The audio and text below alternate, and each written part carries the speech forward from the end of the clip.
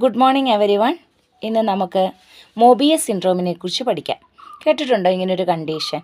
നമുക്ക് എൻക്ലക്സിൽ അതുപോലെ തന്നെ പ്രൊമട്രിയിലാണെങ്കിലും കോമൺ ആയിട്ട് ചോദിക്കുന്ന ഒരു ടോപ്പിക്കാണ് മോബിയസ് സിൻഡ്രോം.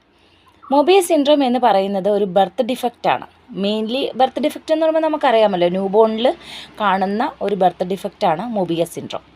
സോ ഇതിന് മെയിനായിട്ട് വരുമ്പോഴുണ്ടാകുന്ന ഇഷ്യൂസ് എന്ന് പറയുന്നത് 6th ആൻഡ് 7th ക്രേനിയൽ നെർവിനുണ്ടാകുന്ന പ്രോബ്ലം മൂലമാണ് മോബിയസ് സിൻഡ്രോം ഉണ്ടാകുന്നത്.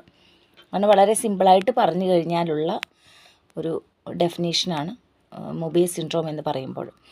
അപ്പോൾ ഇതിൻ്റെ ഉണ്ടായി കഴിയുമ്പോൾ, ഈ കോംപ്ലിക്കേഷൻ ഉണ്ടായി കഴിയുമ്പോൾ കുഞ്ഞുങ്ങളിൽ ഉണ്ടാകുന്ന പ്രശ്നങ്ങൾ, മെയിൻ സിംറ്റംസ് നമുക്ക് നോക്കാം.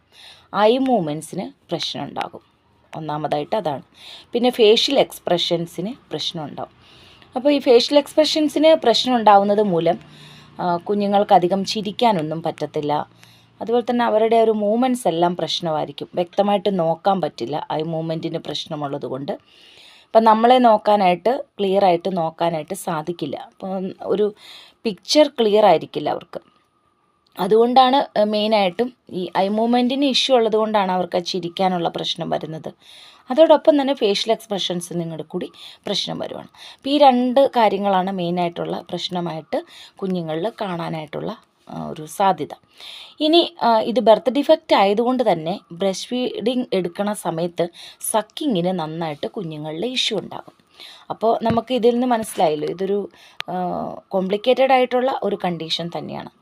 So how we can manage this, അതാണ് ഇതിൻ്റെ ഒരു നെക്സ്റ്റ് സ്റ്റെപ്പ്. സോ ഇതിനൊരു കംപ്ലീറ്റ് ആയിട്ടുള്ളൊരു ക്യൂർ ഇല്ല. കംപ്ലീറ്റ് ആയിട്ട് നമുക്ക് മൊബിയസ് സിൻഡ്രോം മാനേജ്മെൻറ്റ് ട്രീറ്റ്മെൻറ്റ് ഇല്ല.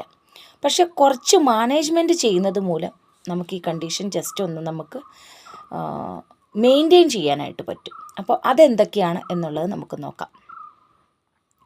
ഒന്നാമത്തേത് മാനേജ്മെൻറ്റായിട്ട് പറയുന്നത് ബോട്ടിൽ ഫീഡൊക്കെ സ്റ്റാർട്ട് ചെയ്യും.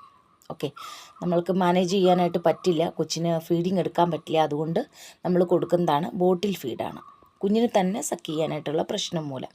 രണ്ടാമത്തേത് പ്ലാസ്റ്റിക് സർജറിയാണ്, പ്ലാസ്റ്റിക് സർജറിയും ചെയ്യാറുണ്ട്. മൂന്നാമത്തേത് പറയുന്നത് ഫിസിക്കൽ തെറപ്പി കൊടുക്കുക എന്നുള്ളതാണ്.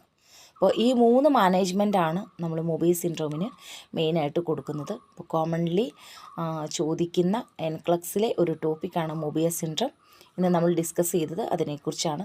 അപ്പം അടുത്ത ടോപ്പിക്കായിട്ട് നെക്സ്റ്റ് വീഡിയോയിൽ കാണാം. നിങ്ങൾക്ക് ഈ വീഡിയോ ഫലപ്രദമായെന്ന് വിചാരിക്കുന്നു. ഷെയർ ചെയ്യാനും സബ്സ്ക്രൈബ് ചെയ്യാനും ലൈക്ക് ചെയ്യാനും മറക്കരുതേ. Thank you so much.